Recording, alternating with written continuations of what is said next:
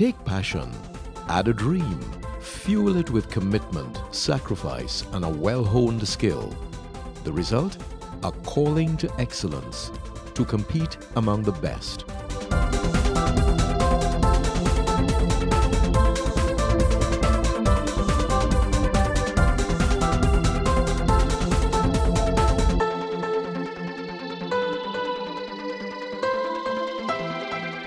No one could predict what started in 1990 as a gift to an 8-year-old would direct the course of a life, shape a dream, and fortify a will.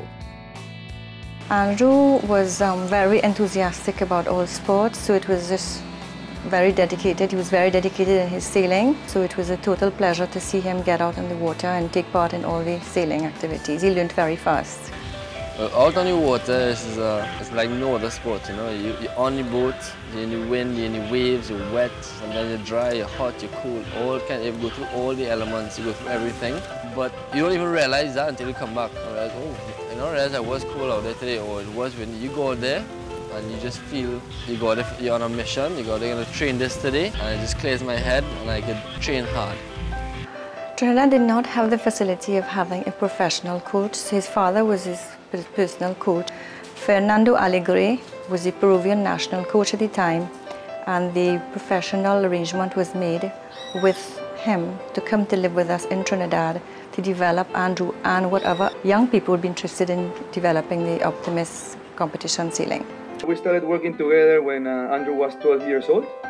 And we worked full-time for 3 years in Trinidad. When he was young, his passion and talent for sailing came quickly afloat, and since then the dream and vision for the Olympics Games started. Yet, to mold a childhood dream into something greater required much more. The journey to become the undisputed #1 sailing athlete in Trinidad and Tobago had begun. Andrew's choice of sailing vessel, the Laser, was yet another indication of his unquenchable thirst for challenge. The Laser is an Olympic-class sailboat. Every Laser is identical, leaving no room for technical gains. They require an advanced level of fitness and tactical expertise to sail, ensuring the sailor and not the boat wins a race, the mark of a true Olympian. It's a class that requires a lot of experience. It requires a few Olympics to be able to target a medal. And at the moment, the career that Andrew is doing at his young age of 22 is quite impressive and quite motivating for him for the future. In order for Andrew to arrive in the right weight that he needs, and at the same time, not just the weight, but with the necessary power and physically prepared, he will have to continue doing the amount of hours and the amount of hard work that he has been doing lately for the last 4 years.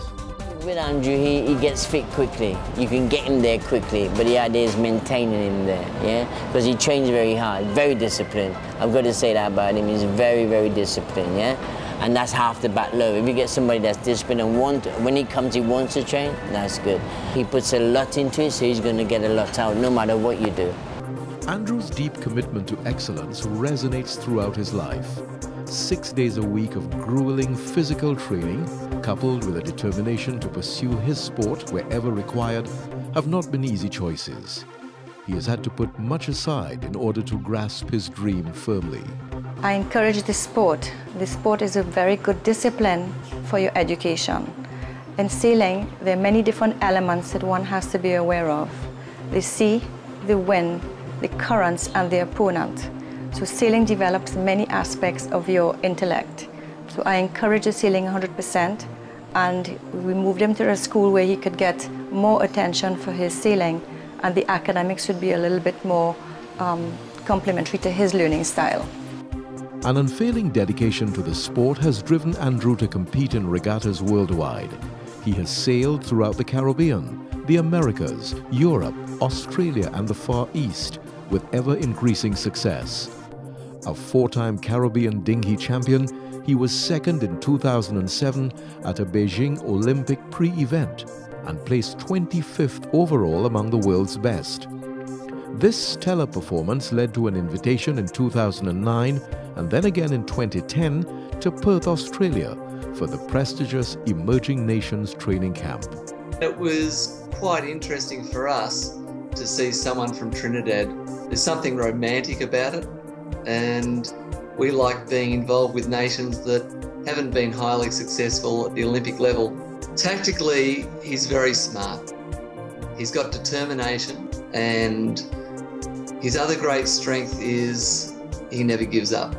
He's also developed a lot on the water with his skills in very strong winds, and he has shown so much enjoyment in those conditions, and I think that's the key, is that he really enjoys his sailing. His dedication to achieving better fitness, better weight, and also professionalism, right from how he presents himself both on shore and on the water. Those are the big developments. Andrew represents an ideal, the gold standard that can be set for all young people.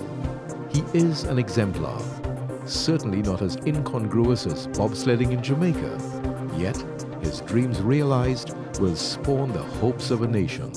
Andrew is, well, he's a role model.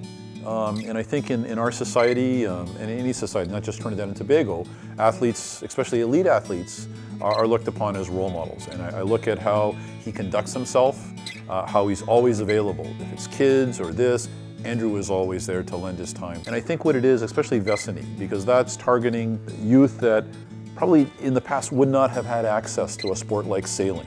And it gives them some purpose. You know, we provide the boats, that type of thing, the coaching, all of that. And then when they look at a young man like Andrew, on how he's on the verge of going to the Olympics, he's going to the Pan Am Games, it's a role model for them. And I think the kids look at that and say, you know what, I can do that too. I don't think Trinidad and Tobago can ask for a better role model. This kid is dedicated. This young man is very sincere. He handles himself always in a professional manner.